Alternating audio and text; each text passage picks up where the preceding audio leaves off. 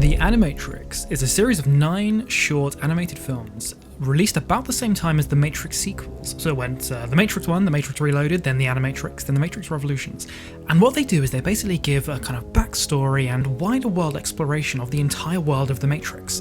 They're about different characters, about different people experiencing different things, but all within the universe of the Matrix.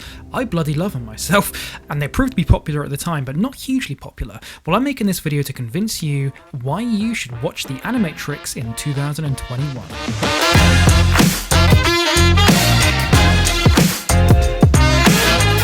Number 1, you get to see how the world of the Matrix started. So this is quite important because, of course, the Matrix universe, the Matrix storyline is quite big. It talks about the entire human race being dominated by machines and blah blah blah. Apparently there was a war at the start and now humans are enslaved in this Matrix thing, blah blah blah, all that stuff.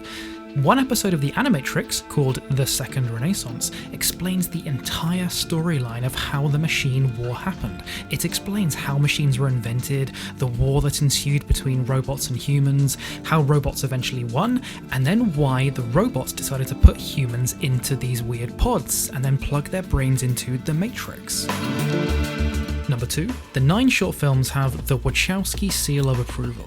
The Wachowskis were the pair who wrote, directed, and basically were in charge of the entire Matrix trilogy. Lana and Lily also produced the entire AniMatrix series of the 9 short films, and they actually wrote 4 of them themselves. It's official, written by the people who actually wrote the Matrix storyline. Number 3, it's all canon. So what that means is every single storyline, every single character, location, everything that happens within the AniMatrix short films is all directly within the Matrix universe. So you know how within Marvel and the MCU you have Captain America's films and the Avengers films, but then you also have the Agents of S.H.I.E.L.D. series and the Agent Carter series? That's all canon, means it all takes place in the same universe. It's exactly the same with the AniMatrix and the Matrix series.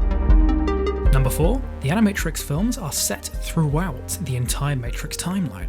So this is interesting. It's not as though these 9 stories all take place within this one block of time. No, they span the entire universe's timeline. So there are 1 or 2 that are set before the first Matrix film, there are 1 or 2 that are set between the first and second film, etc, etc. There's even one that I believe is set after the third film finishes, but you can click in the top right corner right now to see how the AniMatrix stories fit within the Matrix timeline. Number 5, they're all small, digestible 10-minute stories, so you can easily blast through them all in about an hour and a half. Number 6, the AniMatrix actually answers questions that you may have had in the first place. For example, in The Matrix Reloaded, you see Kid, that shaved-head guy, he walks up to Neo and Neo says, "Oh no, you saved yourself." And you go, okay, what the hell does that mean? Well, you find out in one of the AniMatrix stories. And in that, you see that he managed to actually wake himself up from the Matrix. Another question you might be wondering is, what happens when average people see glitches? So you remember in The Matrix 1 when Neo sees the black cat walk path and he goes, "Oh, deja vu," and it means there's a glitch in the Matrix. Well, what happens if just average people who aren't red pills see a glitch? That happens in the AniMatrix story Beyond, where a group of teenagers go to this little kind of house where there are things floating and weird electrical glitches and all these weird kind of shadowy, strange things happen in their world. Number 7. It's perfect for mega fans. So by that I mean that the whole AniMatrix storyline, it doesn't waste time explaining the backstory of the Matrix. It assumes that you already know what it is. It assumes that you have already watched the films, or at least the first film, because then you can go into the AniMatrix going, okay, I understand what the pods are, I understand what the Matrix is, I know what an agent is. It doesn't treat you like a newbie, basically. Number 8. It references specific things in the movies. So for example, agents. There are agents in a few of the AniMatrix storylines, or different characters. For example, Trinity, she's actually in one of the AniMatrix stories. It's called Detective Story, and in that you see Trinity trying to kind of defend herself against some agents, and there's this detective trying to find her, blah blah blah. It's really cool.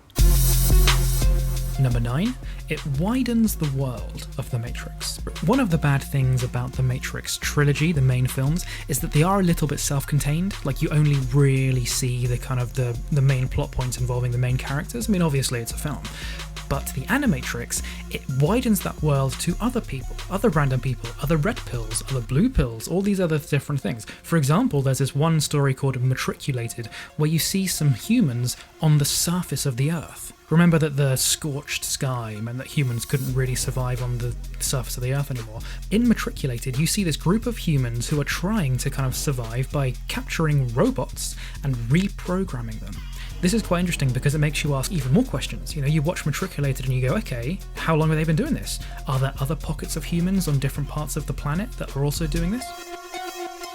Number 10, there are different styles of animation coming from different directors and writers. So for example, we've got Andy Jones's kind of classic CGI of Final Flight of the Osiris. We've got the Mahiro Maeda style of the Second Renaissance. That's more kind of anime style that people might be used to seeing in Japanese anime.